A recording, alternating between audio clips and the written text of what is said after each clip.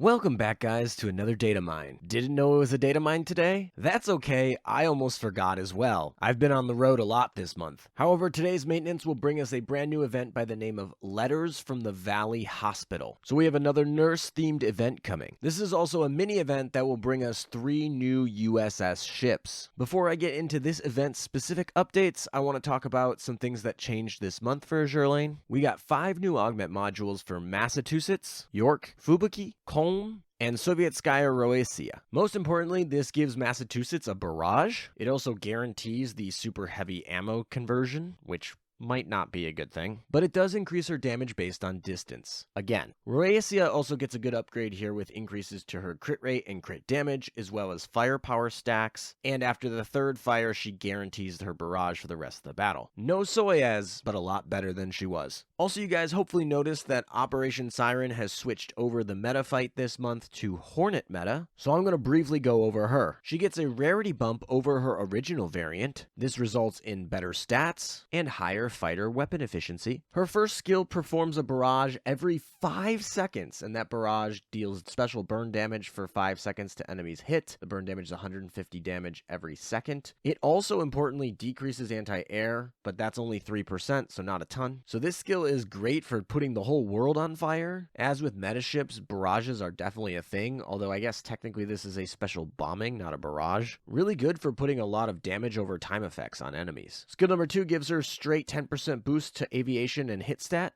Great. Also, when she finishes loading her airstrikes, she gets a different barrage. This barrage will get stacks for every enemy it hits, 2% increase to aviation and hit stat for each stack, up to 5, so another easy 10% boost to those stats. Alright, skill number 3 is finally not a barrage. It does a shield every 18 seconds. That shield applies to the frontmost vanguard, and when that shield happens, she triggers a stack of damage reduction of 5%. That can stack 4 times. It also triggers at the start of the battle, so 54 seconds into the battle she will have a 20% damage reduction on herself. And then finally she gets the standard Operation Siren buff for meta ships. This is actually a pretty good ship, definitely a huge upgrade over the original. It's a good ship for putting a lot of status effects on enemies, a lot of barrages coming here. I still think Hornet 2 is a league above this ship, but I really like the direction of how they designed this ship. Alright, with that we're caught up to today, but we're actually going to be talking about something coming in the future because I want to talk about the next meta ship right now. Starting April 1st, the Cruise Mission Pass will change over, and those changes were loaded into the game files today, so we can talk about them. Stremi is going to get a new nurse skin as a paid part of the Cruise Pass, and our new free meta ship is going to be Nevada Meta. She is going to get a rarity bump and is going to be an elite. Her base is a normal, and I guess she has a retrofit to a rare. Her stats don't show a boost that I would expect from this type of rarity jump. Less than 100 extra HP,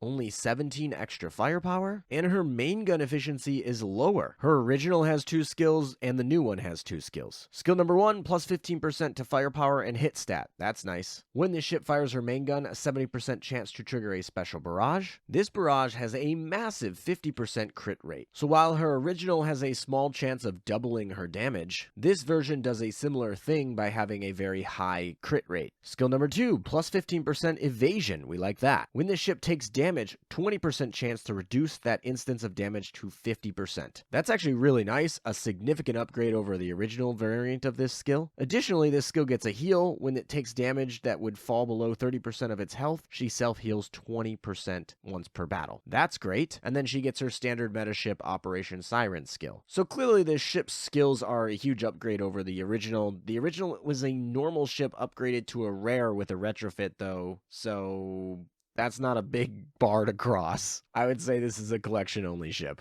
Big important note here, though, she gets a +1 reload stat for her 120 bonus. So those of you that are fleet tech farming, she's important. And while we're on the note of fleet tech farming, let's get into today's event. The main event will have 5 event stages: the inpatient building, the recuperation center, the logistics center, the research center, and the medical center. Each stage is going to have 3 levels of difficulty: day, dusk, and night. And like most events, you're going to grind for points. The medical center is where you're going to grind the most points. As part of this, we're going to get a lot of hospital themes coming. We're going to get a new purchasable battle UI. We're going to get a new dorm theme. We're going to get new gear skins. And of course, we're going to go get new ship skins. A little bit more lewd than I recall the last nurse skin batch that we got. With that, let's get into the 3 new ships that we're getting today. They are all US ships, and they are all real ships. This makes me very excited. All right, we're going to kick things off with the Essex-class carrier USS Franklin. This is going to be an SR ship. Her stats are near identical to her sister Essex, so we won't talk much about those, but Essex-class carriers are pretty good for SR carriers. Skill number 1, at the start of the battle, if there are any other USS main fleet ships, she gets a plus 10% increase to her aviation damage dealt. And this is basically a non-starter because anytime you're going to want to use this ship, she is an Essex-class ship, and that means you're going to put her with Yorktown 2 so she can get a cooldown reduction on her airstrike, she can get a damage increase, and she can get interceptions. Continuing on with this skill, when this ship launches an airstrike, she's going to trigger a special aerial barrage. The torpedoes from this barrage are going to inflict special flood damage. This is very similar to Essex herself. If there are any enemy battlecruisers, carriers, or light carriers afloat when this is launched, you're going to get an improved barrage. This is actually really interesting synergy with Essex because Essex actually gives increased damage to battleships, and now Franklin here is going to get an enhanced barrage, effectively increasing damage, when any of the other backliners are present. Kind of like hedge each other out there. I like that. And of course, tons of flooding from these two. Skill number 2, she gets plus 10% aviation stat. We like that. No fleet building restrictions there. When this ship takes damage or this ship's airstrike is fully loaded, there is a 30% chance to inflict herself with special burn. Okay then, this burn does not affect the detection gauge and it deals 13 damage per second for 15 seconds. Somebody down in the comments is going to have to tell me what the historical reference to this self-burn is. At least it looks like we get some benefit to this self-burn in this second part of this skill. While this ship is burning, she takes 10% less damage and has plus 10% evasion and hit stat. If the burn is self-inflicted, she additionally gets plus 10% aviation stat and plus 10% aviation damage dealt. Funny that there's a difference there because the first part happens even if someone else gives her burn, while the second part she actually has to burn herself. It's very easy for her to burn herself, so that shouldn't be a problem. So this is interesting because if she is burned by herself and she's in a fleet with Yorktown 2, she's going to have plus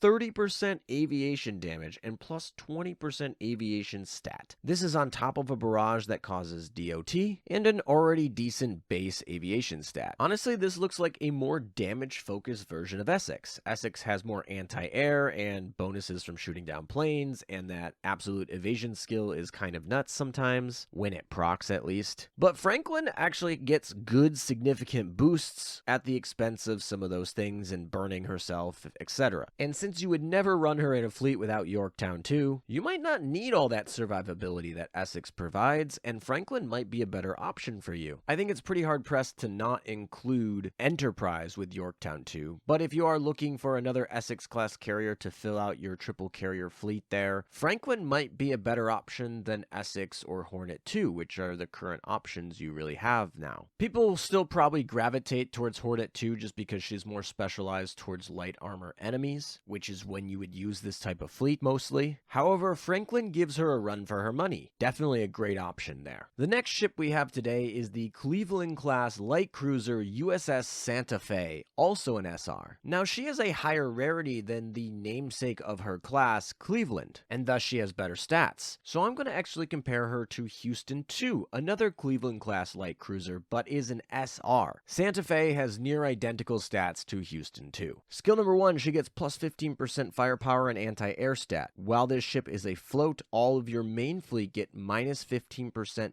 burn damage taken. Also, when an enemy aircraft is shot down within the anti-air circle, she increases her own firepower and anti-air by 12% for 8 seconds. This doesn't stack, but it does refresh. Skill number 2, every 12 seconds she gets to fire a special barrage. Also, 10 seconds after the battle starts, and then with a 40% chance every 20 seconds, she launches a flare. The flare lasts for 10 seconds. Enemies inside the flare get minus 25% evasion rate, doesn't stack, and it prioritizes the closest enemy. Finally, she has an all-out assault. So I kind of speed ran through reading her skills there because I didn't see a general theme there, and now that I've read it all, I kind of see her as a Swiss Army knife here. She's kind of a utility for all the different things that you might experience along the way as you level up in the different worlds in PvE. She has a barrage that will cover some of the suicide boats. She has a flare in making sure that the evasion rate of bosses goes down, and also illuminating things that need to be illuminated. She has burn damage reduction for those worlds where they just burn your backline, and she gets buffs when you shoot down enemy planes, and specifically anti-air buffs, which are important for those super air heavy worlds. So she literally has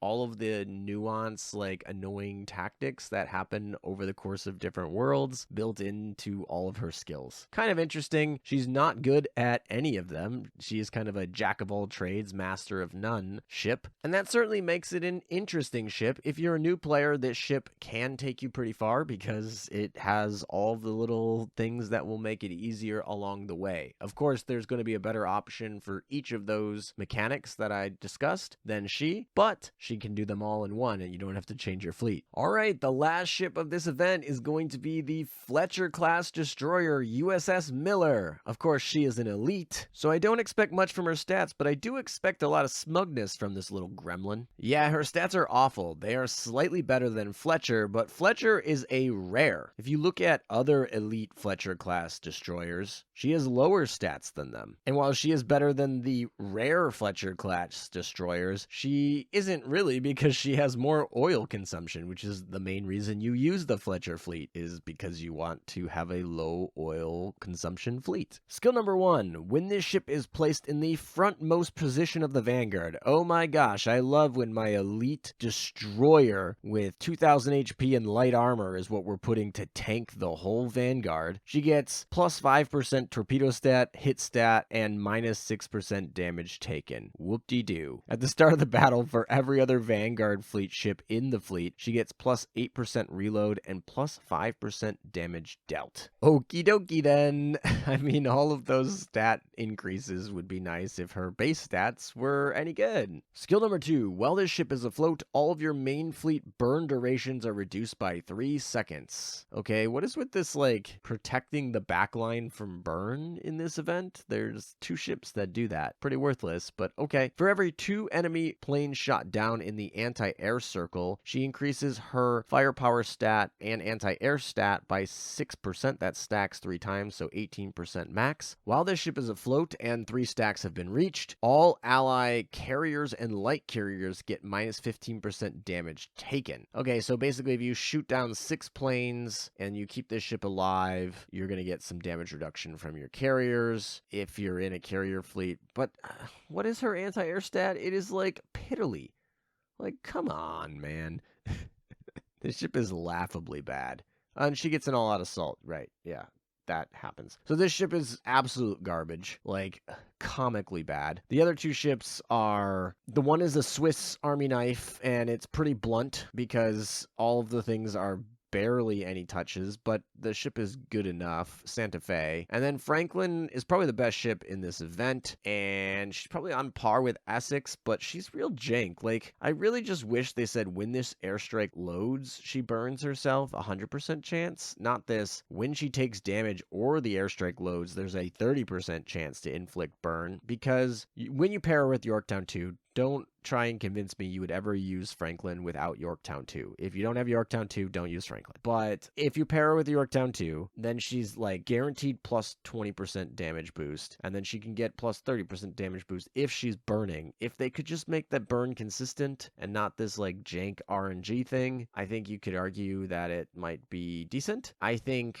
I would personally rather use Hornet 2 for this, just for the consistency's sake. Hornet 2 is really focused on light armor, and so is Yorktown 2, so that synergy pairs there nicely. I think Franklin is probably not going to kick out Hornet 2 from that. And if you're gonna RNG with Enterprise, because doubling damage is a lot better than burning yourself for a 10% damage boost. Let's just compare those 2 types of skills there. And one of them is 30% and the other is what, 70%? Yep, I remembered that right. So anyway, Franklin kind of has suffered from the, 2020 balancing patches that we see in kits. She's not a bad ship. Like, if you don't have, Hornet 2 and you want to make a Yorktown 2 fleet, I don't know why you wouldn't have Hornet 2 if you have Yorktown 2, honestly. But if for some reason you are one of those people, you could use her as a replacement. I don't think any of these ships are going to be used. They're all collection only.